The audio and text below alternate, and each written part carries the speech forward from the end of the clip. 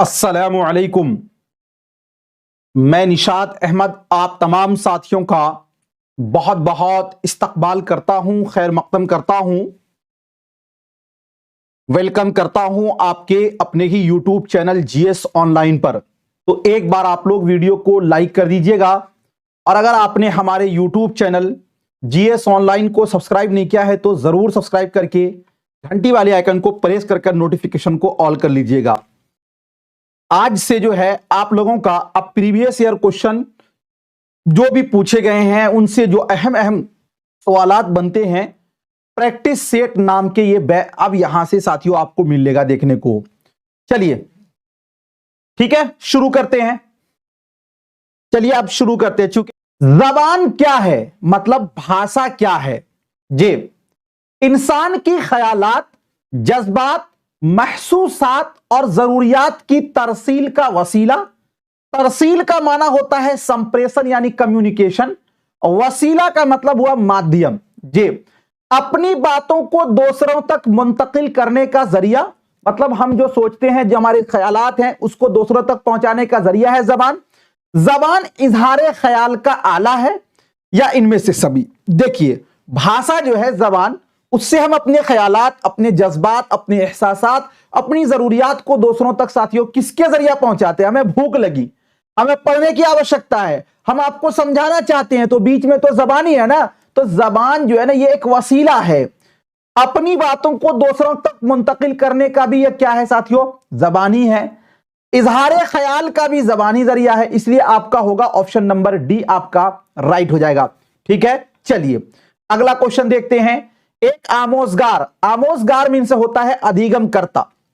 एक अधिगम करता लफ्ज का सही तलफ्फुज सीख रहा। सही तलफ्फुज का मतलब हुआ कि सही उच्चारण सीख रहा है, लफ्ज को सही तरीके से लिखना और दुरुस्त लहजे सीख रहा है। मतलब इसको कैसे लिखेंगे सही तरीके से और उसको सही तरीके से साथियों लहजे भी सीख रहा, मतलब बोलने का भी प्रैक्टिस कर रहा। वो जबान की तरक्की के पहलू को तरक्की दे रहा है या दे रही है, मतलब किस पहलू को वो तरक्की दे रहा है। इल्मुल मानी का मुताला, ग्राफिक, सौतियाती और ग्राफिक और सौतियाती। तो ये साथियों सौतियाती होगा, चूंकि सौतुन के माने ही आते हैं आवाज के, अरबी का लफ्ज है ये, तो इसीलिए यह होगा आपका ऑप्शन नंबर डी। वो साथियों किस तरक्की को, किस पहलू को तरक्की दे रहा, तो सौतियाती पहलू को। ठीक है ना, ऑप्शन नंबर डी आपका राइट होगा। अगला क्वेश्चन है, आमतौर पर बच्चे अपने मां बाप, घर बार और माहौल से बहुत कुछ सीखते हैं, उसे डॉट डॉट कहा जाता है। तालीम बजरिया समई वो खता, समई का मतलब सुनकर सीखना और खता का मतलब गलती करना। तालीम बजरिया अमल, मतलब जो सीखा उस पर प्रैक्टिस करना। तालीम बजरिया बसीरत, बसीरत का मतलब होता है कि अंदरूनी जो होता है ना, नहीं बोलते हैं सूरत भी अच्छा है सीरत भी अच्छा है, मतलब इंटरनल के जरिया तालीम। तालीम बजरिया तकलीद। देखिए हम लोग माँ बाप घर से जो जबान सीखते हैं, अगर मान लीजिए सपोज इधर साथियों आपके अब्बा डॉक्टर है, तो आपके भी दिमाग में चलता रहता है कि ये दवाई ऐसे होगा, ये लगेगा। मतलब क्या होता है, हम लोग अनुकरण के द्वारा माँ बाप से, माहौल से, घर से जबान सीखते हैं और अनुकरण को ही बोला जाता है उर्दू के अंदर तकलीद, जिसको ही उर्दू में बोलते हैं नकल। तो आमतौर पर बच्चे अपने माँ बाप, घर बार और माहौल से बहुत कुछ सीखते हैं और वो जो सीखते हैं साथियों वो अनुकरण के द्वारा सीखते हैं, यानी तालीम बजरिया तकलीद के सीखते हैं। ऑप्शन नंबर डी आपका क्या हो जाएगा, राइट हो जाएगा। चलिए यहां से देखिए ना आपका कितना इंप्रूव होता है। बहुत सारे लोगों को यह शिकायत है कि सर इस ऐप पर टेस्ट फ्री लगता है, यहां ऐसे लगता है, आप तो टेस्ट ही नहीं ले रहे। आप देखिए यहां से टेस्ट का भरमार होगा। रातों को साथियों आपका टेस्ट लूंगा, फिर उसका अगले दिन नेक्स्ट एक्सप्लेन करूंगा और फिर आपका कंपेयर भी करना है कि आपका कितना नंबर बढ़ा जी। अगला क्वेश्चन है, जबान के हुसूल का मतलब है। देखिए दो लफ्ज आता है, एक लफ्ज आता है हुसूल और एक लफ्ज आता है इक्तिसाब, है ना। ये दोनों साथियों बराबर होते हैं, हुसूल और इक्तिसाब। इस दोनों का माना होता है हिंदी के अंदर अर्जन। क्या माना होता है, अर्जन। अब अर्जन का मतलब हुआ कि बगैर मेहनत के, ठीक है ना। अब बगैर मेहनत के हम क्या सीखेंगे, मादरी जबान सीखेंगे, ठीक है, याद रखिएगा। अब आपको पूछा गया कि जबान के हुसूल का मतलब है ज्यादा मश्क के बगैर फितरी तौर पर जबान सीखना मतलब ज्यादा मश्क ना करें, बगैर मश्क के हम फितरी तौर पर जबान सीख रहे हैं, ज्यादा मश्क के साथ जबान सीखना।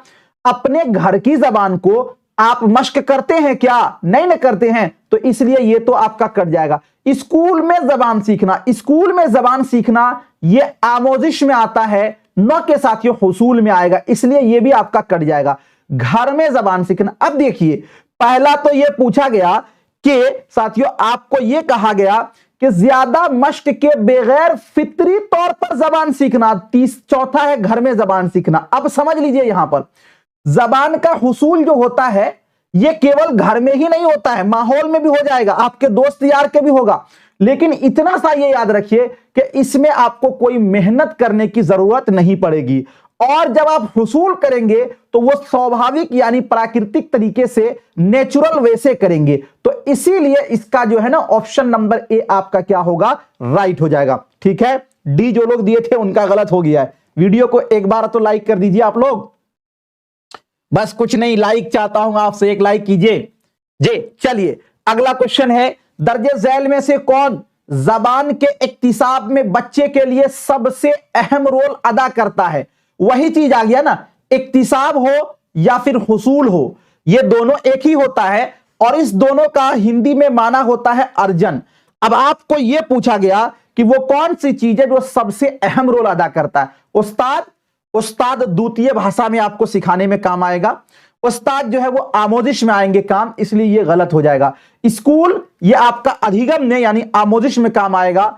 मीडिया का मतलब हुआ कि आप जो डिजिटल बोर्ड जो भी सारा लेते हैं ये भी साथियों आपको द्वितीय भाषा में काम आएगा, ये भी गलत हो जाएगा। लेकिन घर जो है जो कि हुसूल होता है ये आपके साथियों इक्तिसाब में सबसे अहम रोल अदा करता है, क्योंकि घर के अंदर ही हम लोग मादरी जबान सीखते हैं। ऑप्शन नंबर जो है आपका बी क्या हो जाएगा? राइट हो जाएगा। अगला क्वेश्चन देखते हैं। अगला क्वेश्चन है, कोठारी कमीशन का मकसद किसको फरोग देना था?